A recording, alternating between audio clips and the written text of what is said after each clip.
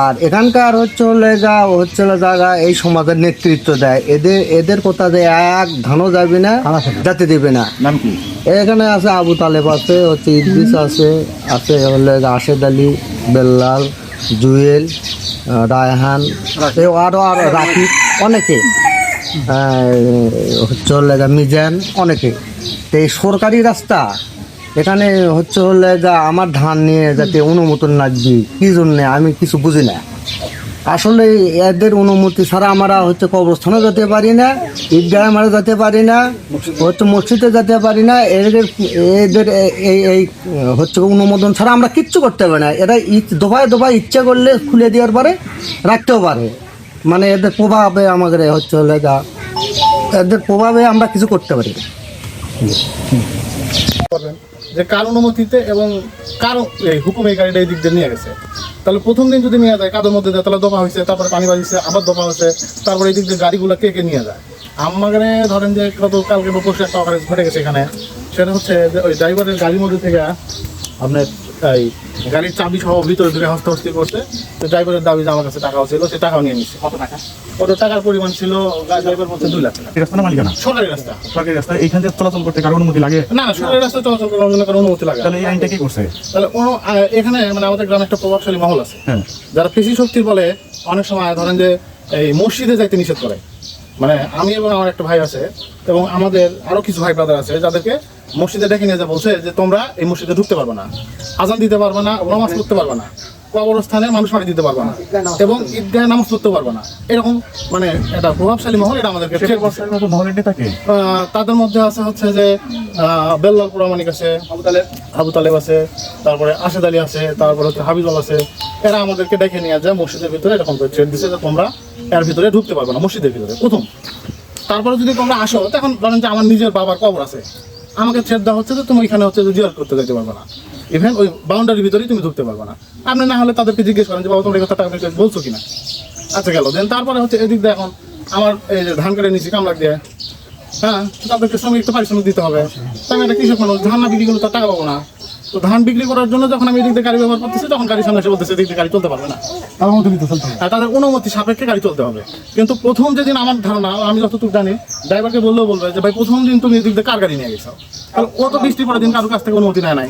কিন্তু আজকে কেন তার কাছ থেকে অনুমতি নিতে হবে? সরকারি রাস্তা ব্যবহার করার জন্য আমার প্রশ্ন যে কেন তার কাছ থেকে অনুমতি নিতে হবে? পেশি শক্তি এবং তাদের একটা যে মহল আছে, তারা বারবার এই জিনিসটা অকারেন্স ঘটাচ্ছে বারবার। এখন আপনাদের চাচ্ছেন কি? আমরা এখন একটা সুস্থ সমাধান চাচ্ছি যে আমাদেরকে কেন মসজিদে যাইতে দিবে না, এবং কেন কবরস্থানে মানুষ মরে গেলেও সেখানে মাটি দেওয়া যাবে না, তাদের অনুমতি নিতে হবে। যদি অনুমতি না নেয় তাদের মাটি দিতে দিবে না। আচ্ছা, এই রাস্তার ব্যাপারে যদি আমি গাড়ি নিয়ে যেতে চাই, তাদেরকে অনুমতি দিতে হবে যে আমি গাড়ি নিয়ে যেতে পারবো কি পারবো না। এটা সরকারি রাস্তা। এই বিষয়টা কি চেয়ারম্যান বা ইউনিয়ন পরিষদ থানা? হ্যাঁ, এখন এই বিষয়ে যখন তাদের কাছে রাস্তার সামনে দাঁড়ায়, গাড়ির কাছ থেকে যখন কাগজপত্র এবং টাকা পয়সা বা গাড়ি চাবি কাটে নিছে, তখন থানায় অভিযোগ করার পরে থানা থেকে ধরেন যে তদন্ত কর্মকর্তা আসছিল একজন। আসসালামু আলাইকুম। আমরা এসেছি গোটা গ্রাম। আসলে আমরা দেখতেছি যে কোন দিক দিয়ে কতটুকু রাস্তা গেছে আর রাস্তাটা কোন পাশ দিয়ে গেছে। আসলে আমাদের রাস্তাটা কত দূর পর্যন্ত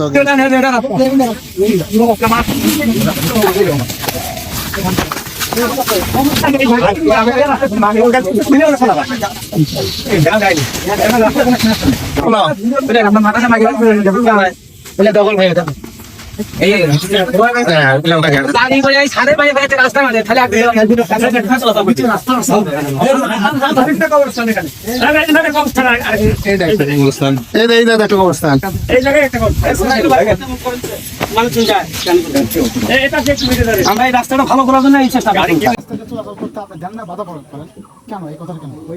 আলহামদুলিল্লাহ, এই গ্রামের সমস্যা হলে আমরা 100 ঘর বসে দিয়েছি। বিগত 8 বছর তিনি 17 বছর পর্যন্ত যে প্রতিনিধিগুলো এসেছে সবাই প্রতিশ্রুতি দিয়ে গেছে, কিন্তু একটাও মূল্যায়ন করে নাই। সেই ক্ষেত্রে এই সংস্কারগুলো আমাদের গ্রামের মানুষই, গরিব অসহায় মানুষ, আমরা এই রাস্তাগুলো মেরামত করি। সেই ক্ষেত্রে আমরা কোনো সহযোগিতা পাই না। তো এই বছরে যে ধান কাটা মারার পরে সবাই কিন্তু ট্রলি বা গাড়ি, অন্য গাড়ি চালাচ্ছে। তো সেই ক্ষেত্রে যে কুত্তা গাড়িটা আসে রাস্তাটা এমনভাবে নষ্ট করছে ভাই, যে 2 সাইডে আমরা জনগণ চলাফেরা করতে পারছি না। তো আমরা বসে সিদ্ধান্ত করলাম যে যেহেতু ধান কাটা মারা শেষ, এখন ট্রলির ব্যাপার, ট্রলিটা বন্ধ করে দিলে হয়তো ভালো হয়। বেশি 2টা গাড়ি ট্রলিটা চলে, তো একটা ট্রলি ভাই যেটা ইব্রাহিম ভাই বিগত বছর হলেও ওই গাড়িটা চালায়, যখন দেখে যে ভয়াবহ কিছু তখন টলি নিজেই বন্ধ করে দেয়। আর এই যে ভাইটা একটা আছে, তার নামটা কি, সাদেক ভাই। এই 15 দিন হলে ওই সাদেক ভাই ধানটা মারিচ্ছে বা লিয়ে যাচ্ছে আসছে। সাদেক ভাই বলা হলো যে ভাই ধান কাটা মানে শেষ ভাই, এখন খালি ধানগুলো বিক্রি। যে ভাই দয়া করে এই 100 ঘর বসতি ভাই, আপনি দয়া করে আপনি গাড়ি আর নিয়ে আসেন না ভাই, যেহেতু আমাদের গ্রামের মানুষ হাইটিয়া বস্তিতে যেতে পারছে না, সেক্ষেত্রে আপনি আর নিয়ে আসেন না ভাই। আমরা পরামর্শ করে আলোচনার ক্ষেত্রে যদি নিয়ে আসা যায় সবগুলি মিলে বলে দেবো, তারপর আসবেন। আর 2 ঘর বা 1 ঘর একজনের জন্য যদি এই রাস্তাটা নষ্ট করেন ভাই, ধান 100 ঘরে কিন্তু ধান আছে। এই দেখেন আজকেও দেখলেন কতগুলো ধান মাথায় করে নিয়ে হাম করে মেরে কিন্তু পার হয়ে গেল ভাই। এই জন্যই বারবার বিনত অনুরোধ জানাচ্ছিলাম ওই ভাই শুনলো না, তারপরেও গাড়িটা নিয়েছিল, আমরা বাধা প্রদান করি। সেই ভাই থানা যে জিডি করে বা অভিযোগ করে, সেই ক্ষেত্রে প্রশাসন আসে, আমরা গাড়ি চাবিটাও নিয়েছিলাম। তো সেই ক্ষেত্রে এসে বললো যে আসলে এই ধান জিরে আছে, এই ধানগুলো পার হয়ে যায়, তারপরে যদি রাস্তা ভালো হয় সেই ক্ষেত্রে গাড়ি চলবে, তাছাড়া চলবে না। তোমরা আপাতত গাড়ির চাবিটা দিয়ে দাও, যেহেতু গ্রামের মানুষ চাবিটা নিছো, চাবিটা দিয়ে দাও। আর যে অভিযোগটা করছে, যে মিথ্যা অভিযোগ, যে 2 লক্ষ টাকা তারপরে বাড়িয়া ফাইটে তারপরে ফেলে দিছে, আসলে এই সাইডে আসে তেমন কিছুই দেখেনি, তার আঘাত করা হয়নি, ঠেলাও দেওয়া হয়নি, খালি বিন্দুভাবে চাবিটাই নেওয়া হচ্ছে। যে ভাই যেহেতু জোর করে একজন, আমরা 100 ঘর বসতি একজন যদি জোর করে গাড়ি চালাতে চাই, তো সেই ক্ষেত্রে ভাই একজনের পক্ষে এই রাস্তা থাকি দেওয়া সম্ভব না। সেই ক্ষেত্রে আমরা বলছিলাম যে ভাই ওই এসআই বলছিল যে বাবা তাহলে তোমরা গাড়িটা ছেড়ে দাও, এই ধানগুলোতে বিক্রি করছে 50 মণ বা 100 মণ, এই ধানটা রাবার দাও, তারপরে তোমরা কালকে থানায় আসো, যে অভিযোগ করতে এই বিষয়ে কথা হবে। তো কালকে ধানগুলো পারাপার হয়ে গেছে, আজকে আমাদের থানায় যাওয়ার কথা, আমাদের বসার কথা। আজকে আমরা কিন্তু বারবার করছি যে এই ধানগুলোই যাবে স্যার, দ্বিতীয় কিন্তু গাড়ি আর ঢুকবে না। আজকে ওই ভাই আবার কোন সাহসে এই রাস্তায় পরামর্শ ছাড়াই গাড়িটা তুললো, আমাকে এটাই খুব দুঃখের বিষয়, লজ্জার বিষয় ভাই, যে তুমি কোন সাহসে কোন কাজে গাড়িটা তুললো। আমরা 100 ঘর বসতি। বলেন। এখন কথা হচ্ছে যে এই রাস্তাতে, তাতে আপনার কথা বলা হচ্ছে যে চলাচলের কোনো সমস্যা নেই যদি রাস্তা ভালো থাকে, তাই তো? কিন্তু চলাচলের কোনো সমস্যা নেই, গাড়িটা আসে একবার সময় 1 কোমর করে মনে করেন যে তো হয়ে গেছে, আমরা 2 সাইডে রাস্তা হাঁটতে পারি না।